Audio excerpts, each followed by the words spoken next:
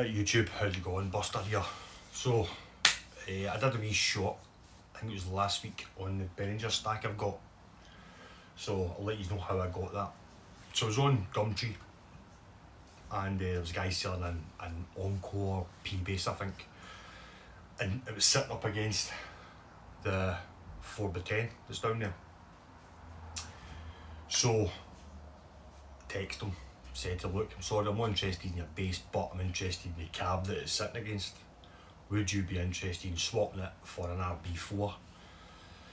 So originally I was going to swap him the cab that I made from an R4 and the RB4. So we connect it together, it makes it a 300 watt.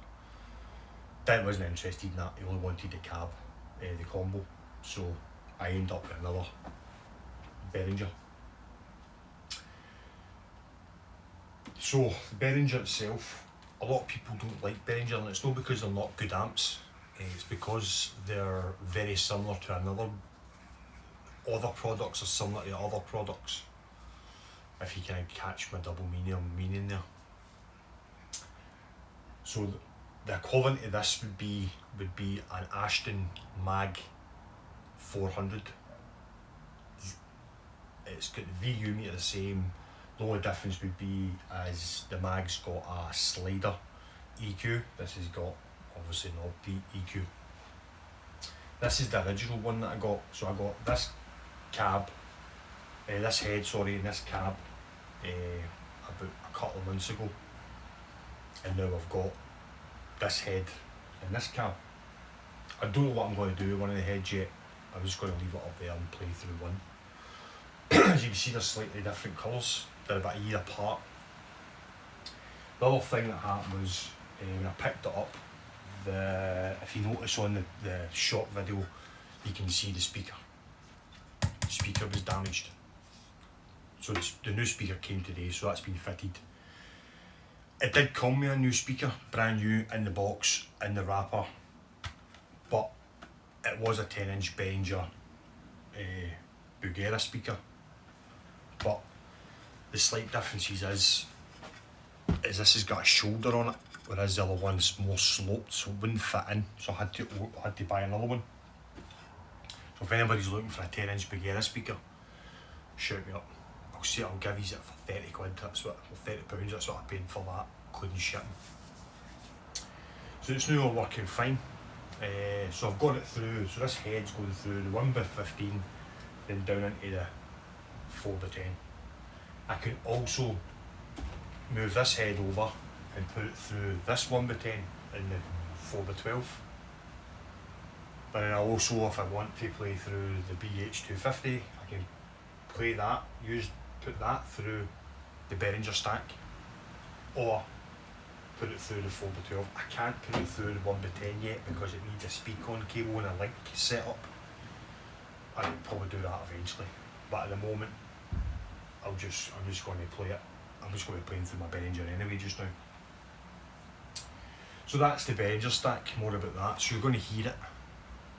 The other thing that came as well was when I had my Behringer on its own. As you probably noticed through my videos, I had that going through the 1x10 and my 4x12. You hear the rain in the background. I was trying to find one of these. I was looking on eBay everywhere, couldn't find them for love nor money. They were all coming in at like $40 and then $40 shipping through the States and Canada and stuff. Eventually I found one, the last one, in PMT for $14.99 plus $4.99 shipping. And that came a week before I got the Behringer head and 4x10. And it came with one. And all this does is it's just a switch, because on the Behringer you've got an ultra bass and a shape, and rather than pressing the button, you can just use a foot switch. So you can set your ultra bass or your shape to where you want it, and then click it on and off when you want. You've got your standard EQ, bass, middle, treble, then you've got a kind of half in between. So you've got like your 140 Hz or 1.6 or 1.5, 1.6 kilohertz. You can mess about with that as well. It's got a VU meter, same as the other one, but this one must have came out with something with a tube in it, because it does say tube drive. This hasn't got a tube in it, so this must have been just a leftover from another previous amp they've put it in this, because this VU meter is totally different. So ascend and return, line out, bright, deep, ultra bass and shape, and then your ultimate gain, or what it says, limit. Your gain's over here. Then you've got passive and active. Whereas the BH250's got a switch going for passive and active. So I'll switch it on. So then we'll move on to the other part of the video, the double whammy, as I was saying.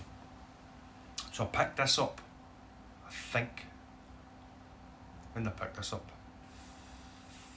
Was it Sunday last week? I think it was Sunday I picked this up. So this is my new edition. There's two ways. There's a reason why I wanted the straps all twisted here. There was a way why I wanted one of these. Was when I did the video on the Squier vintage modified precision bass TB, stands for Telecaster bass. I was looking at videos and the pickup in that, quite a few people, this pickup I'm talking about here, refer to this as a mudbucker. That is not a mudbucker.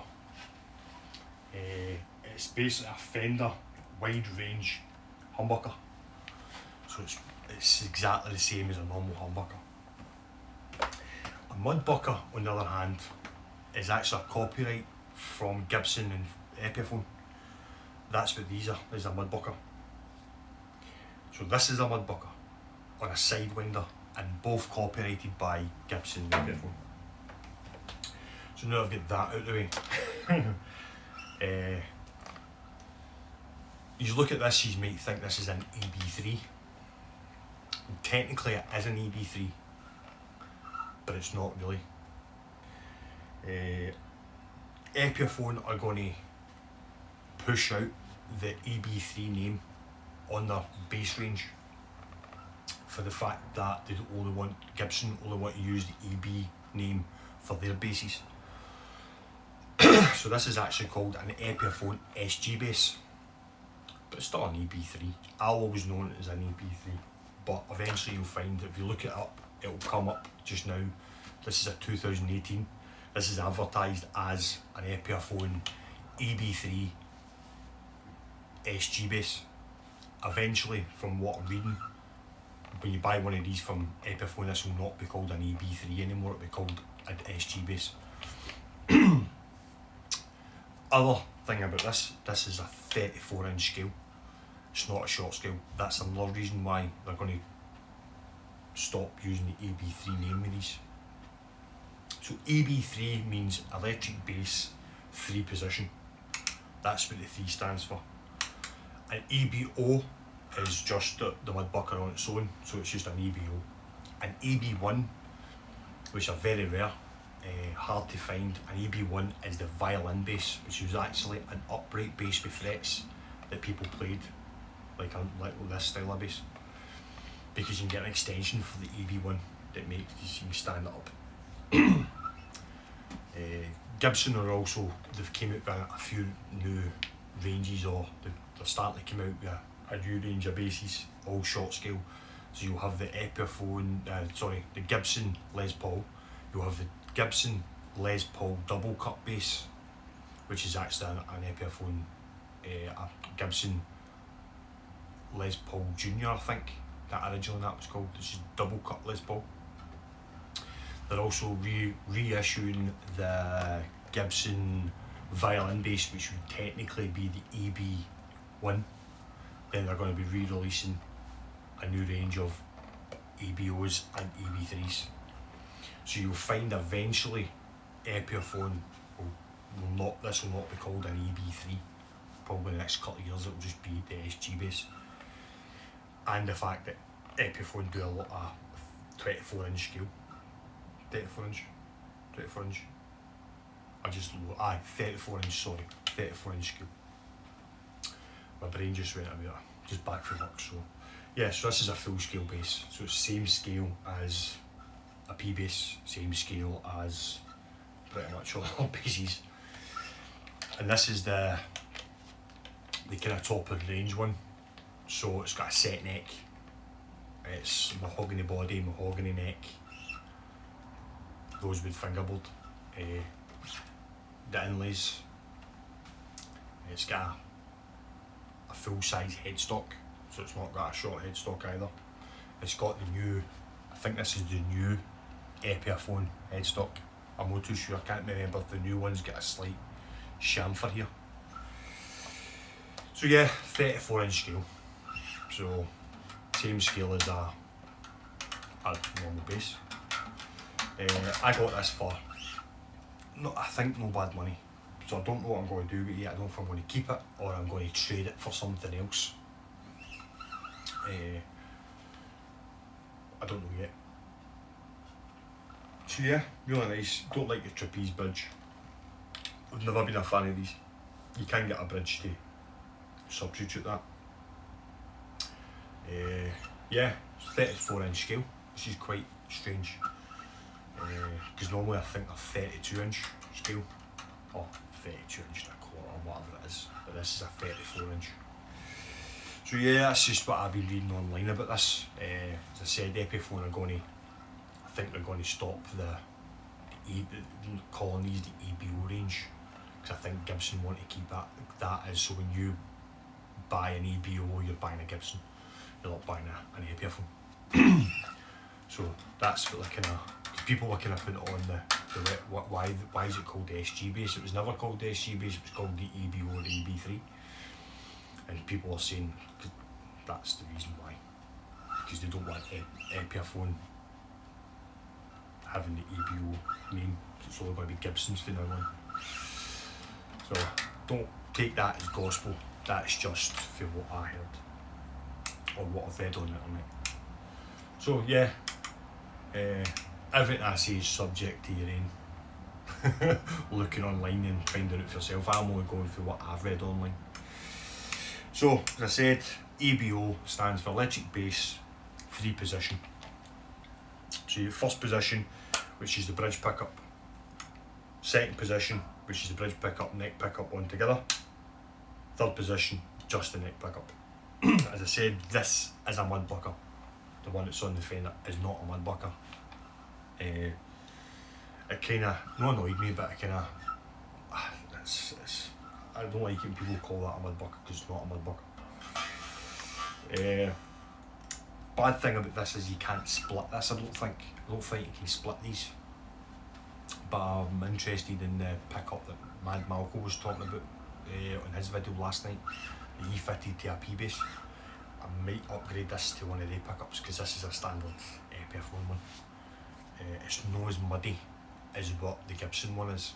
I was playing a 1960, a 69 or a 64, can't remember what he said it was, down the South Side Music, and it's a short scale EBO,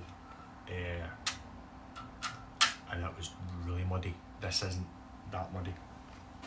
So everything up at 12, I'm not going to mess about with the ultra bass. I might flick it on like you see it. So volume up should just be the volume here, so 2 volume, 2 tone. Obviously volume for the neck pickup, volume for the bridge pickup, tone for both. So I've got it on the neck pickup, which is the mudbucker.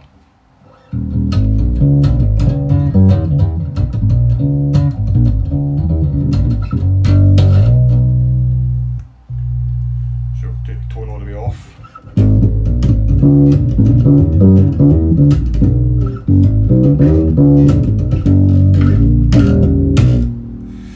So that was the mudbucker, tone all the way off. Tone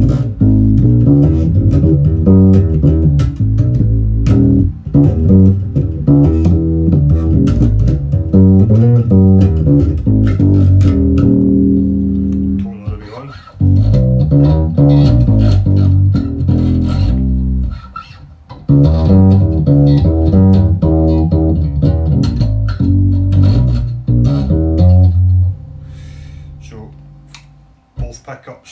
volume all the way up, tone all the way on.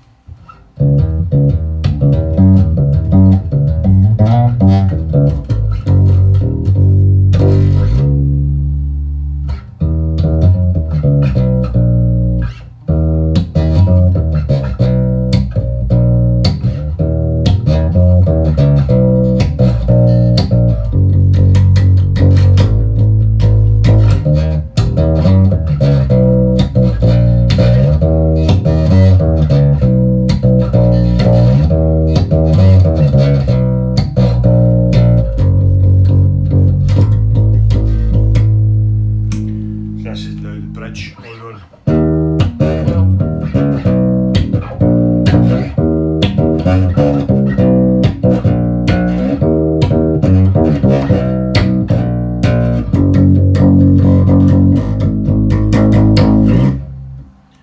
Tone all the way off.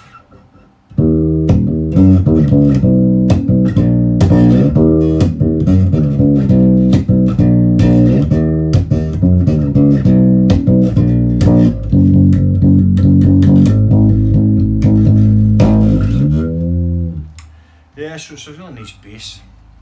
As I said, I bought it because I wanted to see the difference between the Fender humbucker, the Fender wide range humbucker, and the mudbucker or the Sidewinder.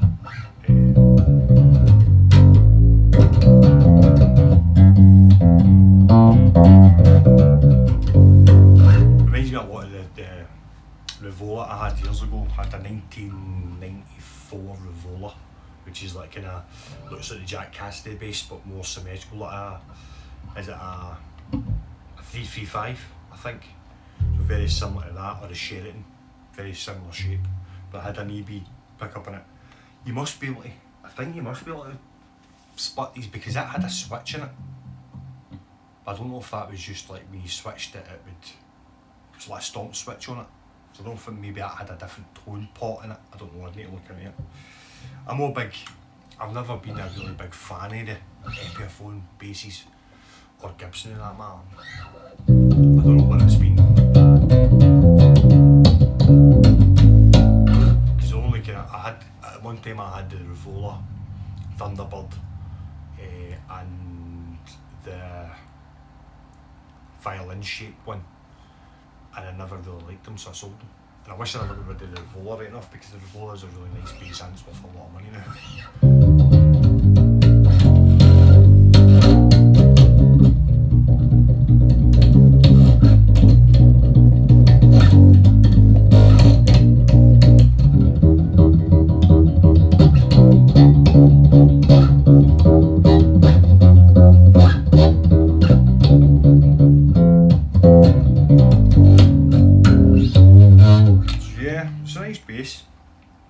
As I said, it's mint condition. I think the guy just bought it and had it hanging on his wall.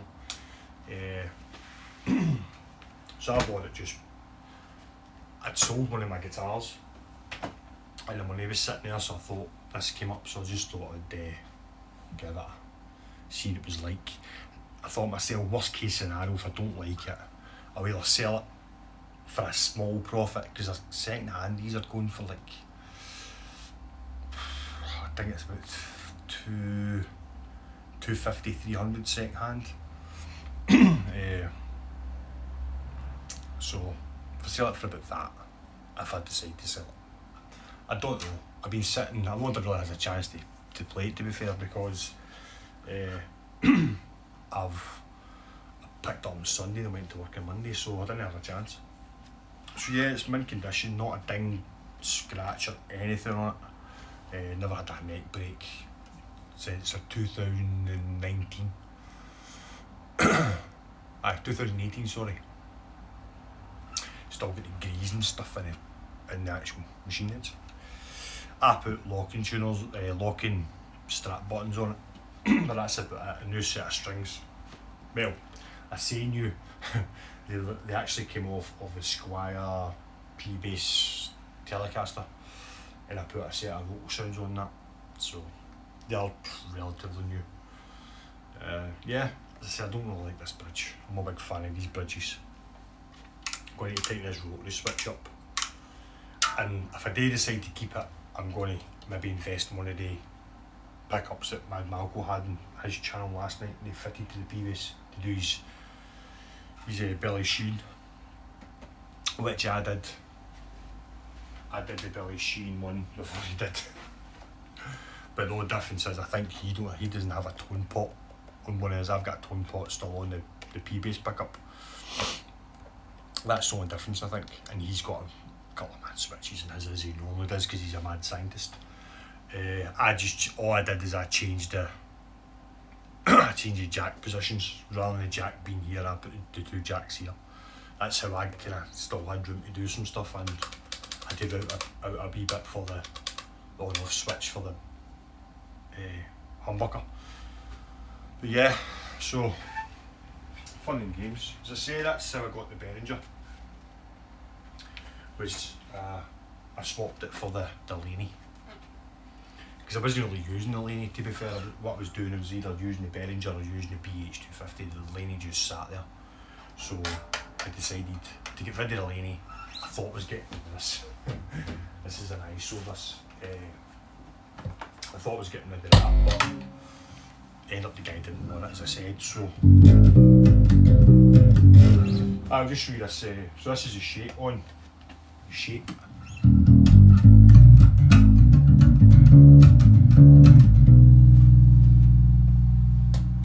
Then you flip the ultra bass on.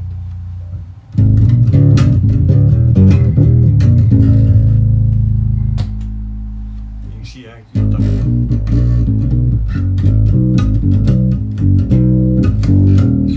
So yeah, there you go. Me double whammy for this video. The Behringer and the EB-3, which is actually the SG bass now. Yeah, so they're nice basses. I don't know what I'm going to do. I just fancied one, and because as well it was a 34-inch scale one, not the short scale. I've got plenty of short scale basses. If it was short scale, I don't think I would have bought it. I don't think I would have.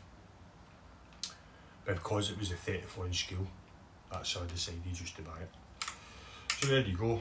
That's the Epiphone EB-3 SG bass, which is soon to be called just the SG bass, and the Behringer stack.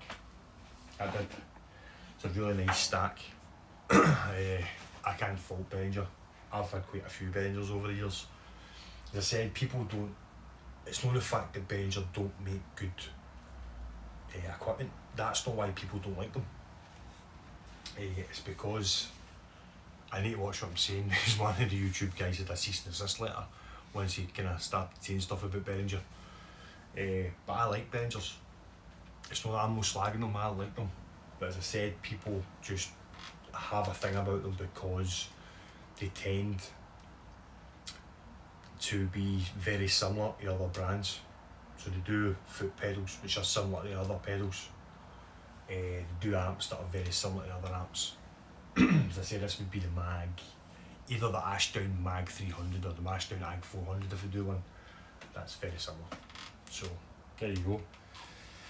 Yeah, and they're relatively cheap. I mean, I got that head and this cab for 50 quid, and I just got this head and that one for a swap for an amp. I mean, probably the Laney was worth more than what the Behringer is, but I wanted a stack that was all the same because I'm kind of OCD that way. And it comes with wheels. Normally I'd have it on wheels like the 4x12, but it's got wheels on it. So when you lift it up, it's like a suitcase with wheels basically, but obviously a lot heavier. And it's got like a kind of shelf at the bottom, so the amp actually sits up about another inch to let airflow go through the cab. So it has to be for the 115. You couldn't, because the cab's obviously for the 4x10 is quite wide. So yeah, that's it. That's this week's video. Next week's video, if I don't have another bass by that point, which I probably will be,